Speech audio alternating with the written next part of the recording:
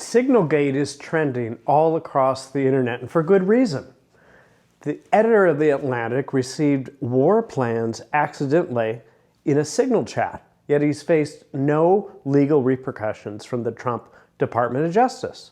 But let's rewind back to 2021, when Project Veritas and my client, James O'Keefe, found themselves on the wrong end of the Biden DOJ because they came into possession of Ashley Biden, the daughter of the president's diary, and they saw the FBI raid their homes for a story that wasn't even published. One journalist with an unpublished diary, another with actual war plans. So that's two journalists, two administrations, and two very different results. But what does all this say about press freedom?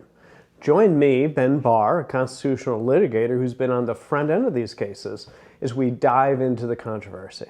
In November 2021, FBI agents staged a pre-dawn raid into my client's home, James O'Keefe. They even handcuffed him in his hallway as part of an investigation into the, quote, stolen diary belonging to the president's daughter. It wasn't just O'Keefe. Several of his associates got the knock as well. Their alleged crime? Possessing Ashley Biden's diary, which two tipsters legally gave to Project Veritas after finding and abandoning a house. Project Veritas and O'Keefe didn't publish a single word from the diary. In fact, they couldn't verify it and tried to return it to local law enforcement. Instead, another outlet, National File, eventually published the diary's contents on its own. Why then the heavy-handed raid?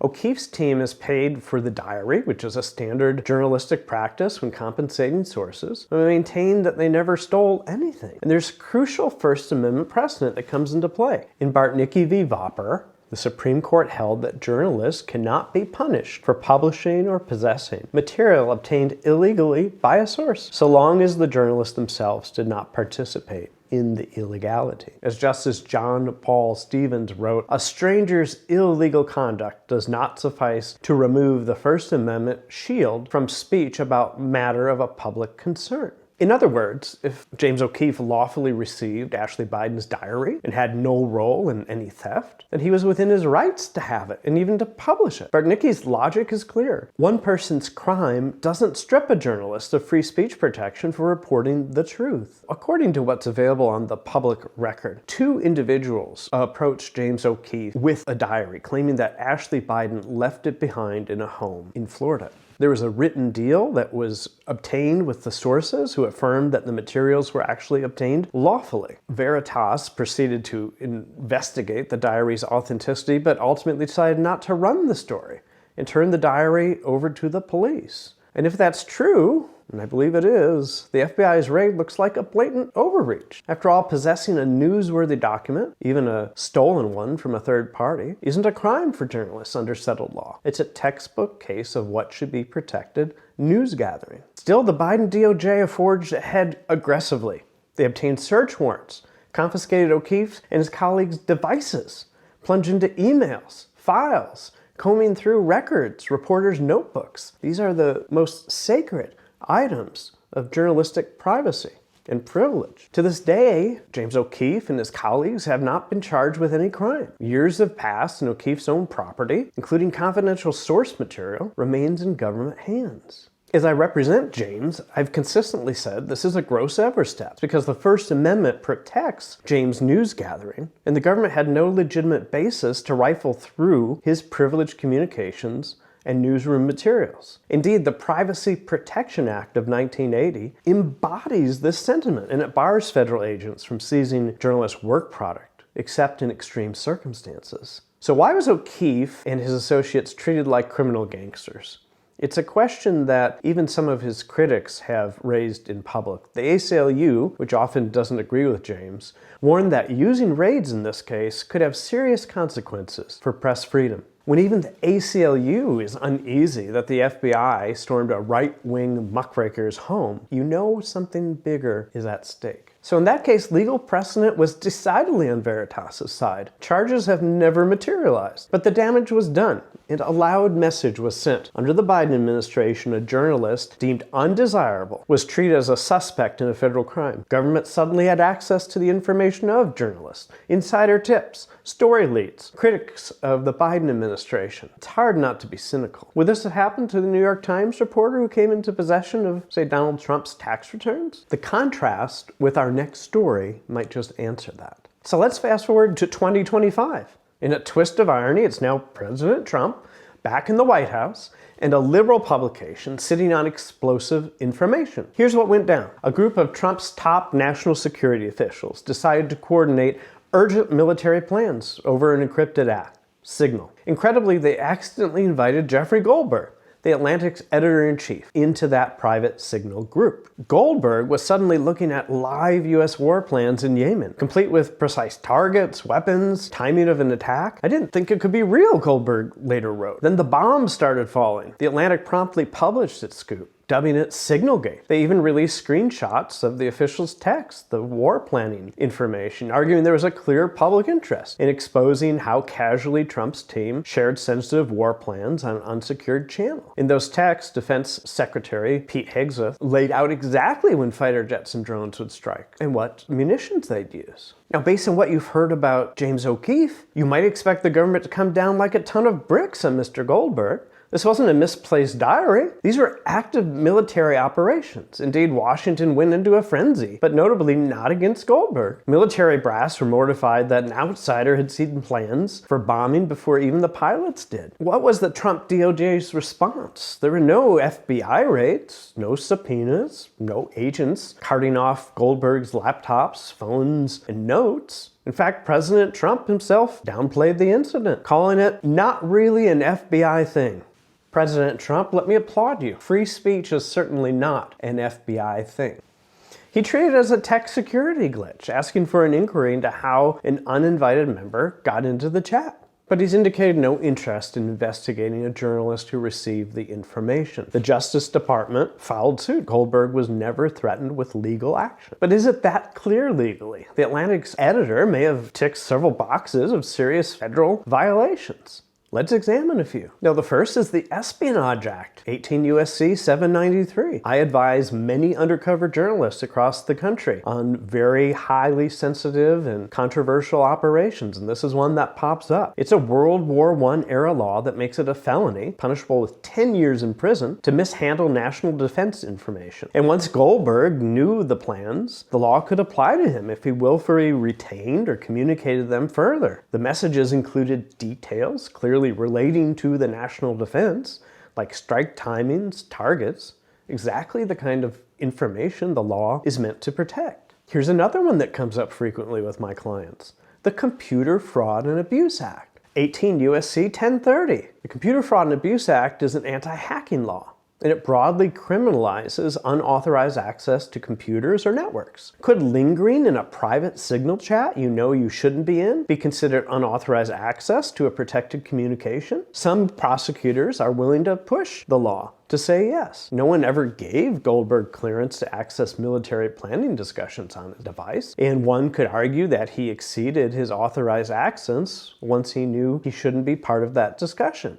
Now, this is admittedly a gray area. It's fairly ambiguous. Signal's not a government system, and he didn't steal a password or break a firewall, but he may have exceeded his authorized access once he knew he wasn't supposed to be part of that discussion group. If prosecutors wanted to go a little further, we could imagine this as a very stretched wiretap scenario. It's akin to overhearing a conversation that wasn't meant for your ears. If a government official accidentally dialed your number into a top secret call, most people would hang up, but Goldberg stayed in the chat. It's unlikely, I think, that this would be prosecutable or winnable by the government, but we do see prosecutors stretch these theories. And then there's a catch-all of government property laws. They govern how you acquire, handle, and possess government property. And the unauthorized retention of military plans usually constitutes a violation of the law. Now, let me be very clear here. I am thrilled that the Trump Department of Justice pursued no claims against Mr. Goldberg because I'm a First Amendment litigator. I represent clients doing similar work every day, and oftentimes government doing less is the better way to protect more of the First Amendment. But taken together, the Atlantic editor's actions, passively collecting, then publishing leaked military intel, could be painted as multiple felonies. Under a different administration, one could imagine the FBI treating him like, well, they treated my client, James O'Keefe. But under Trump in 2025, that didn't happen. No search warrant was executed at Jeffrey Goldberg's home. No electronics were stolen. He wasn't frog-marched out in handcuffs for printing government secrets. Quite the opposite. The Trump DOJ essentially did nothing to punish or even harass the Atlantic or its editor. The focus was instead, how do we fix the security lapse internally? It's interesting to see, what does the legacy media say about this? Do Jeffrey Goldberg and the Atlantic face any legal exposure, one political analysis asked? The answer? Unlikely, because Goldberg was essentially a passive recipient of the information. Prosecuting a prominent American journalist for publishing leaked information, it would shatter decades of First Amendment norms. Even Trump's DOJ, no stranger to leak investigations, wasn't willing to go there. As one law professor noted, indicting a mainstream journalist would be far more controversial than even the aggressive moves taken in other cases. So Goldberg walked free, and the story ran. The only knock on his door might have been a neighbor coming over to visit, not the FBI. But that's decidedly not what happened to James O'Keefe. The side-by-side comparison, folks, is stark. 2021, Biden's DOJ throws the book and then some at conservative guerrilla journalists who embarrassed the president's family, invoking federal agents and a grand jury and using the full power of the federal government to go after him for a story that was never published. In 2025, Trump's DOJ pointedly does not go after a mainstream journalist who exposed active military plans, even though that exposure likely infuriated the Pentagon and could have led to real-world consequences. It's almost a photographic negative of each other, and it raises an uncomfortable question. Should press freedom depend on the presidential temperament or political grudges? So the Trump administration's restraint in SignalGate is commendable. It upheld the principle that journalists shouldn't be criminalized for doing journalism, even sloppy, accidental beneficiaries of a huge leak journalism. In a healthy democracy, we want officials to err on the side of not treating reporting as a crime. The fact that no one knocked down Goldberg's door shows a measure of respect for the First Amendment. It's worth noting, Trump's team had every political incentive to make a fuss. The Signal leak probably embarrassed them and sparked calls for firings, but they still did not lash out at the press with legal force, to their credit. As I mentioned before, so much of the time when I'm asked what government can do to better protect press freedom, my sly answer is please do less. Thank you, President Trump, for doing less. When it comes to the First Amendment, less is usually more. I have to note that the double standard is impossible to ignore. Why was James O'Keefe not afforded the same deference? The diary story was no national security secret. It was a personal artifact with salacious information of interest mainly because of whose daughter wrote it. And James, with his team at the time, even proactively turned it over to the police. Yet Biden's DOJ went scorched earth, treating the journalists involved as though they were suspects in a grand heist. The contrast suggests the principles took a backseat to politics. The Biden administration appeared willing to weaponize law enforcement against a disfavored reporter, whereas the Trump administration refrained from doing so, even when it may have had cause. Ladies and gentlemen, this isn't a partisan talking point. It's a press freedom alarm bell. If the rights of the press are protected only when the press is in the good graces of those in power, that protection is no protection at all. Today it might be a conservative muckraker in the crosshairs. Tomorrow it could be a liberal investigative outlet. Even as we applaud the Trump DOJ for not hauling the Atlantic into court, we must ask, would a different president have done the same? Would Biden's DOJ have shown much restraint if a journalist he didn't like exposed military secrets? Their track record says, probably not.